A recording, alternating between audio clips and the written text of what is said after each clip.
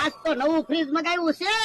મમરાભાઈ કહેતા હતા અત્યારે ફ્રીજ લઈ લ્યો, ચોમાસામાં ફ્રીજ સસ્તા હોય. મારો માણા ગયો છે બેંકે 10,000 રૂપિયા ઉપાડવા. મમરાભાઈ આવે ઈ પેલા મારો માણા આવી જાય તો સારું. મમરાભાઈ ને 10,000 રૂપિયા તો આપી દેવાય. ઓલું કોણ આવ્યું આવે? એ ભાઈ કોનું કામ છે? યો બોલો, મને નો વાગ્યો. હું શું? તું શું? હા પણ તેમ કામ એટલી બધી એન્ટ્રી પાડી? તમે તો કીધું તું બેંકેથી પૈસા ઉપાડીને એન્ટ્રી પાડીને આવજે. બેંક ની સોપડીમાં એન્ટ્રી પાડવાનું કીધું તું. એવું તમે નતું કીધું બેંકની સોપડીમાં એન્ટ્રી પાડવાની. તમે એમ કીધું તું પૈસા ઉપાડીને એન્ટ્રી પાડ્યા વગર નહીં આવતો. મને ખબર પડે ને બેંકમાં કેટલા પૈસા પડ્યા, એટલે મેં તને સોપડીમાં એન્ટ્રી પાડવાનું કીધું તું. તે પોતે એન્ટ્રી પાડીને આવ્યો. તો પણ હરખું કેતા હોય તો તમે હરખું નો કહો ભાઈ મને ખીજાવ. યો બોલો, કેવો માણસ છે?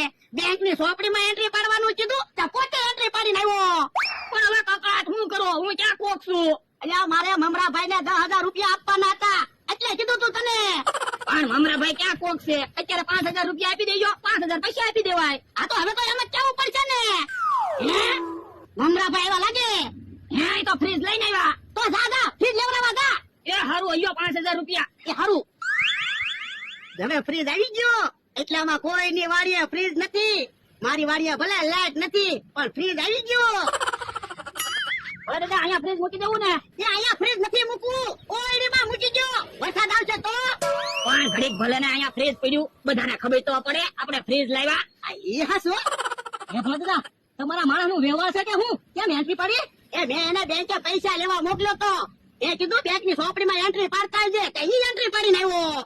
તમને ખબર છે રોજ ઈ ઊંધા કામ કરે તો તમારે બેંકે પૈસા લેવા જવાય ને. પણ મેં એને ચેક લખી નાખ્યો તો, મને એમ તો ઈ શીખે ને. એ હારું વાંધો નહીં, લાવો 10,000 રૂપિયા આવો.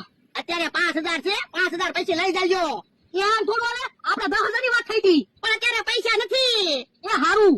એમ મમરાભાઈ નવું ફ્રીજ તો ખોખામાં નો આવે, કેમ ફ્રીજ નું ખોખું નથી? અલ્યા ફ્રીજ ના ખોખાના 20 રૂપિયા વધારે થતા હતા. મેં કીધું 20 રૂપિયાનો તમારા ફાયદો થાય ને એટલે ખોખું ન લાવ્યો. ઈ હાસો તમારું. એ વાંધો નહીં, અમારે ફ્રીજ તો આવી ગયો. ભલે દાદા હવે એક ખાનામાં રોટલા મૂકવાના, એક ખાનામાં રોટલી મૂકવાની ને એક ખાનામાં શાક મૂકી દેવાનું. અલ્યા રોટલા રોટલી ને એવું ફ્રીજમાં ન મૂકવાનું હોય, ઈ તો ગરમ ખાવાનું હોય. તો ફ્રીજમાં શું મૂકવાનું હોય? દહીં, દૂધ, છાશ, માખણ, ઘી એવું બધું ફ્રીજમાં મૂકવાનું હોય, ફ્રૂટ એવું. આવું છું મમરાભાઈ, તમે કીધું તે એટલે આ તો ફ્રીજમાં રોટલા મૂકે. વરદા કાલ સંભાળીને મને 5,000 રૂપિયા આપી દેજો હો. એ વાંધો નહીં, હાલો તો હું જાઉં. દાદા હાલો બધાને કેવા જ આવી આપણે ફ્રીજ લાવ્યા. પણ બધા અહીંથી નીકળશે એટલે બધાને ખબર પડી જાય આપણે ફ્રીજ લીધું એમ. હા કોક આવે જ છે. બકુડો છે. હાલો પેન આવી ગઈ, પેન બોલ પેન આવી ગઈ, કલર ની પેન લઈ લો. હે એટલી બધી કેમ ક્યાંથી લાવ્યો? પેન વેચવાનું ચાલુ કર્યું ને? હે પેન વેચવાનું ચાલુ કર્યું? હા લ્યો પેન લઈ લો. પણ બકુલભાઈ અમારે પેન શું કરવી? એલા પેન ની તો બધાને જરૂર પડે. વિદ્યાર્થીને લેસન લખવા જરૂર પડે, દુકાનદારને નામું લખવા જરૂર પડે, ડોક્ટરને દવા લખવા જરૂર પડે અને મજૂરને દાઢી લખવા જરૂર પડે. પેન ની તો બધાને જરૂર પડે. પણ અમે નથી ભણતા કે નથી ભણેલા, અમારે પેન ની શું જરૂર પડે? એલા એક કલમ ની તાકાત શું છે તમને ખબર છે? ના 2 રૂપિયાની પેન લેવાની ના પાડો. બેંકે પૈસા ઉપાડવા જશો તો બોલ પેન ની જરૂર નહીં પડે. પૈસા ઉપાડવાની વાત ન કરતો. કેમ? આને બેંકે પૈસા લેવા મોકલ્યો તો, બેંક ની સોપડીમાં એન્ટ્રી પાડવાને બદલે ઈ એન્ટ્રી પાડીને આવ્યો. પણ બકુલભાઈ મેં એને કીધું તું મને કપડા લઈ ગયો, કપડા ન લઈ દે તો પછી મારે કપડા તો લેવા જ પડે ને. કપડા લેવા જોવે અને પેન લેવી જોવે. આ એ વાત તમારી હાચી.